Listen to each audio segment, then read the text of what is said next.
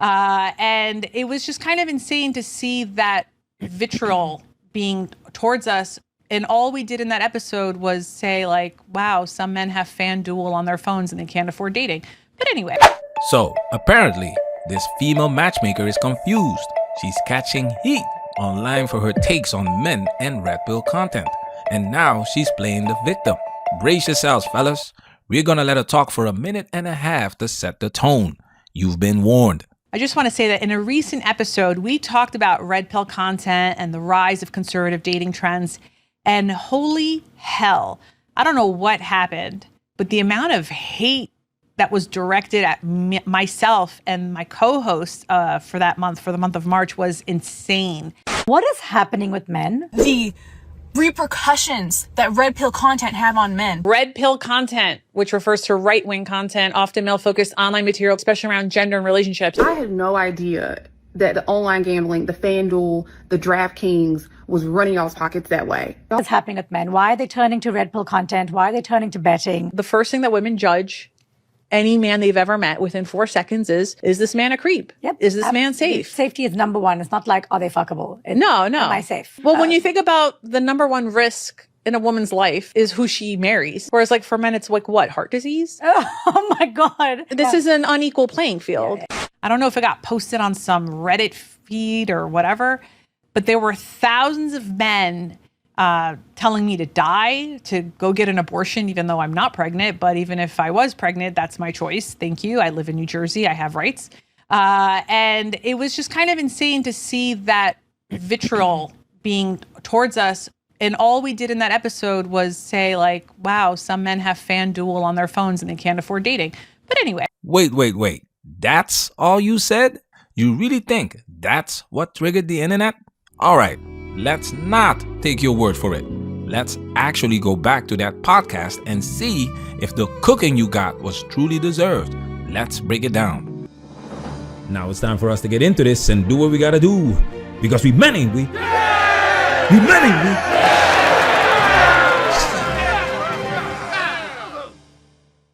All right, the second thing on the news, red pill content, which refers to right-wing content, often male-focused online material claiming to reveal harsh truths about society, especially around gender and relationships. It promotes rigid masculinity, frames women as hypergamous, and encourages dominance in relationships, often reinforcing toxic or misogynistic views.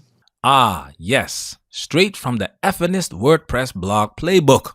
Let's break this garbage down, line by line.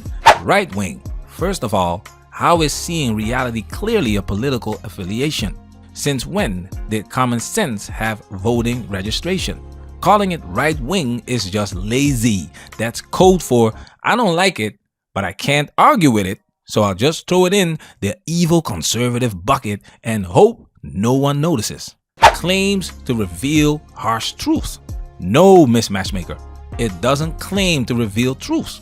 It does. The fact that it hurts your feelings doesn't make it false. That's like saying gravity is problematic because it makes you fall. Cope harder. Frames women as hypergamous. No. You don't frame a biological instinct. You observe it. Women are hypergamous. It's not a theory. It's anthropology. Evolution didn't create Tinder, so women could marry broke poets. They are wired to seek status, safety, and strength. Deal with it. Encourages dominance in relationships. Translation: men having standards and boundaries is now dominance? God forbid a man wants to lead, protect, or expect respect. That's abuse now? These people act like masculinity is a war crime. Reinforces toxic or misogynistic views. No, what it reinforces is accountability. And you know who hates accountability the most? People who benefit from chaos. Women. The second you say, maybe women aren't always victims, it's like you pulled the fire alarm in a Effinist yoga class. So yeah, she took an L the moment she started this topic. Because if you can't define the topic accurately, how are you about to educate anyone on it? That's like trying to teach algebra while calling numbers racist. Sit down. But let's keep watching her video because I want to see just how deep this intellectual pothole goes. And if she doubles down, we'll be right here, ready with the intellectual shovel to dig her out or bury the nonsense. Okay, what is hypergamous? So hypergamous is the word. I actually have this in my book. Oh, yay. Yeah. So hypergamy is the idea that when women date, they should be dating up. Socially. Okay. Socially. Like, for instance, and this happens, we are all socialized this way. We're like, when a woman meets a man, she wants him to make more money. Yes. She wants him to have a higher social status. And frankly, like, men don't care. Like, I've never met a man who's like, oh, well, I have a few clients, but they're like, she needs to make this amount of money and like she needs to have this education. But that's more because they want to make sure she's sorted. In our case, it's like we need, like, women think that way because they want the man to support them, right? Should shit hit the fan, sure. Yeah. But I think these men who want women who make money, why do they want that woman to make money? I don't know. I have a few clients like this. Not all of them, but like there's always 1 in 10 clients who are like, she needs to be Ivy League educated. And I'm like, okay, fine. She went to Yale. Yeah, is that? You can literally see the ignorance radiating off this clip like bad Wi-Fi. Miss Matchmaker is up here talking about hypergamy like it's just a casual preference, like ordering oat milk instead of regular. No, Miss Matchmaker. This isn't brunch talk. This is biological programming. Let me break it down slow for the people in the back. If you understand and acknowledge that women are hypergamous, then you must also acknowledge that they are not looking for equality in relationships. They are looking up. And that right there, that's the red pill. That's the cold truth modern men have to swallow. Not this delusional idea that we're all building some equal partnership fantasy together. Nah, she wants a man better than her, taller, richer, smarter, more powerful, but somehow still emotionally available, humble, soft, but a killer when needed. What did she say again? Because they want the man to support them, right? Should shit hit the fan, sure. Yeah. Exactly. When shit hits the fan. That is why 80 to 90% of men are invisible in today's dating market. It's not because they're bad dudes. It's because they can't clear the ever-moving bar of hypergamous fantasy. And here's the kicker. When women talk about it, it's sociology, empowerment, just a preference. But when men point it out, suddenly it's toxic, misogynistic. Who hurt you? That's the game, brothers. They get to describe reality. You get accused of bitterness for observing it. So anyway, it says I saw this TikTok video. I want to show it to you. It's called "Red Pill Content Ruined My Relationship." I was with my best friend from 19 to 26 years old. You want to know what ruined that relationship? We were long distance for a period of time. I went during the pandemic and I was staying with him in Vancouver and something changed. And you want to know what changed? He started watching podcasts like Fresh and Fit. He started listening to content about MGTOW and that man changed. And I would sit across from him and not understand the person that I was seeing. I felt like I was waking up to somebody that I did not know. I am qualified to talk about this shit. I am qualified to understand the repercussions that red pill content have on men, because the person that I wanted to spend my life with, the person I was in love with, the person I wanted to fucking marry changed overnight because of the content like that. And I see now the men who do watch that content, I hear the things that they say because I would listen to it. I actually started consuming that content because I wanted to understand what happened. To all the men who asked me that question, there's your answer. Okay. So one of the things that I'm hearing from her is that there is content out there. Yes. That is, let's call it red pill. Yeah. Do you know what that means, that reference? I mean, you mentioned it earlier, like you read up, but like, what exactly is red pill content? Like Andrew Tate kind of stuff? Sure. Yeah. Andrew Tate, Fresh and Fit. Yeah. There's plenty of podcasts out there. And there it is. Andrew Tate, Fresh and Fit, like clockwork. Whenever women want to sound informed about male spaces, they just say the names trending on TikTok and call it a day. You've all seen the clip. The one woman losing her mind because her ex stopped being a simp jutsu master after watching Red Pill creators. She's not mad he changed. She's mad he woke up. He unplugged from the delusion and asked a question she had no answer for. What do you offer? And that's when the gaslighting begins. Oh, he became toxic. He changed. No, he just stopped giving you princess treatment for simply existing. Pay close attention to what happens next. And the one thing I always try to explain to people is that because outrage monetizes best online, these men and some women, they know what they're doing. They're saying stuff that they might not even necessarily believe in. Right. But because it gets engagement, they will be able to monetize off of it. Right? Okay, yeah.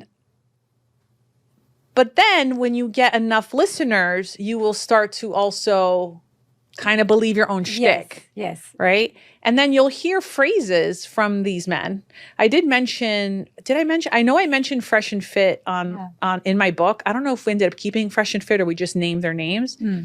But that's a podcast. And, they say stuff like, what do you bring to the table to a woman? Yeah. And it's like, why do I need to bring anything to what is this question? Yeah. Right? Like, you're trying to determine if you want to date me by seeing like what I bring to the table. Yeah.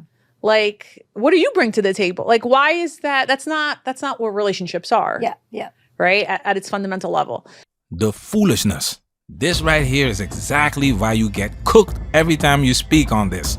You see what she just did? She completely dismissed the idea of women contributing to a relationship.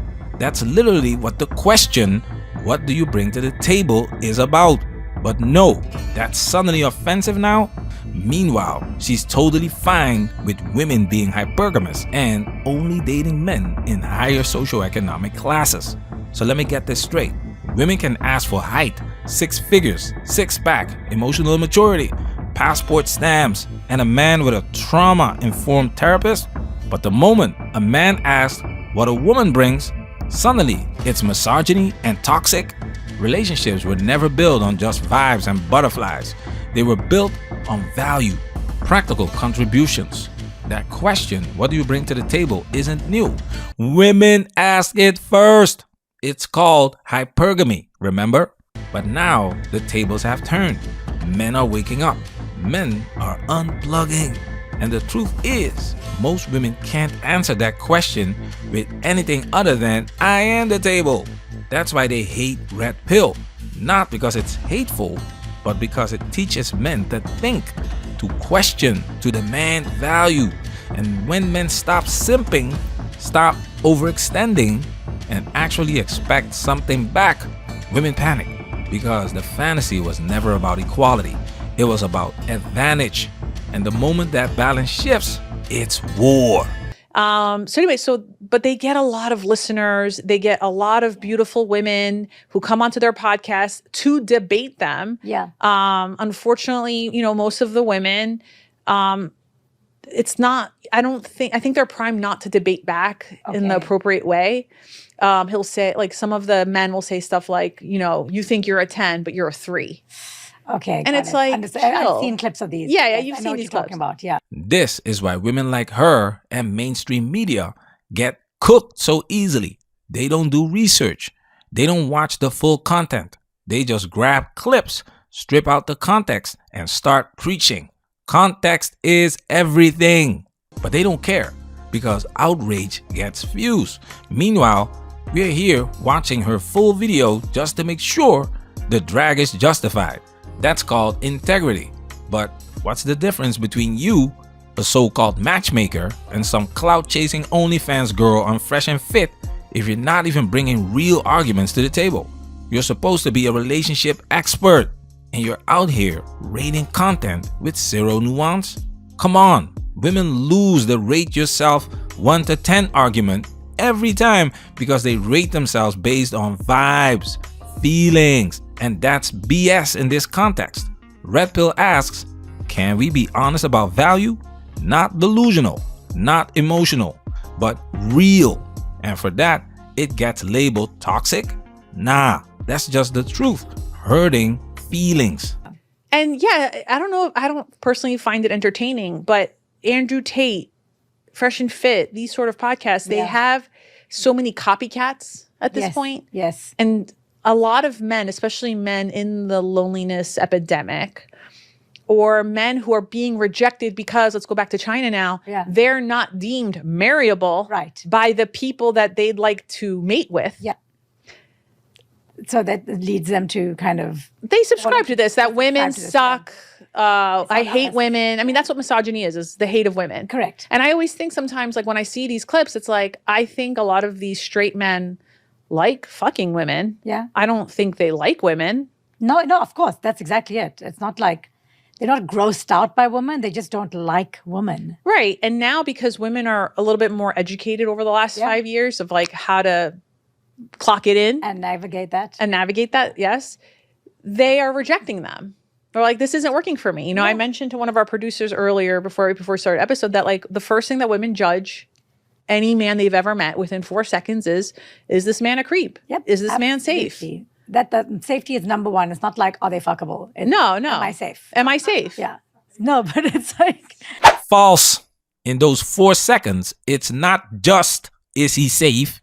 It's, is he hot? Is he rich? Would I let him smash? Let's not pretend this is all about safety. This is about attraction, status, and vibes. There's a word for what you're ignoring. Indifference. Just because men critique women doesn't mean they hate them. It means they've stopped pedestalizing them. And trust me, that's worse than hate in a woman's mind. The truth is, the modern woman is harder to like. Why? Because she's been taught to act selfish, superficial, and entitled. Then calls it empowerment. And guess what? You just proved it with the what do you bring to the table tantrum. Below average women with elite level delusions. That's the real epidemic. And yes, China is a good place to look if you want to see how hypergamy with no breaks ends up. Millions of men left single while women hold out for 0.1% of men. Now, give those same women unlimited male attention through Instagram and dating apps. And you think this outcome was accidental? Nah, this isn't random. This is a system. And the matchmaker just showed us she's still plugged into the matrix. It's so sad. Like that's what we go into any... Well, when you think about the number one risk in a woman's life is who she marries. Whereas like for men, it's like what? Heart disease? Oh my God. Like then this is an unequal playing field. Oh my goodness. Did she seriously just say that? Not a major factor, not a consideration. Nope. According to her, the number one threat to women is marriage. Not stroke, not cancer, not heart disease like everyone else. Nah, it's Chad from finance. Miss Matchmaker, let me help you out. Just like with men, the leading cause of death for women is heart disease. Not Steve from Hinge, not Brad from the boat. Literal cardiac arrest. But no, go ahead. Keep selling delusional victimhood to your followers while casually erasing actual threats like breast cancer and suicide. Because God forbid we deal in reality. And then you wonder why women are confused, bitter, and pushing 40 asking, where have all the good men gone? I'll tell you where. They woke up. They started asking the hard questions. They unplugged. And your whole narrative crumbled like a cookie. And listen, you said men were saying extreme things to you in the comments. Miss Matchmaker, you just said a husband is more dangerous than biological illness. How is that not extreme? This is the same I'd rather be alone with a grizzly bear than a man energy that's been frying TikTok brains for 2 years straight. You can't make this stuff up. Grizzle, grizzle. You just earned a cooking session with fries on the side. There's still 50 minutes left in your video, but I'm done. She's beyond saving. Wrapped in vibes, dipped in delusion, and served cold with no logic. Links in the description. Go watch it yourself. But me, I'm out. What is happening with men right now? And I don't mean to be like, what the fuck's happening with you guys? You guys are useless and you guys... No, they're not useless. They need to be happening? allies though. Yes. I don't see a single man protesting in the streets about women's rights. Right. Management, we working. Protect yourself at all times. This video has officially been highlighted.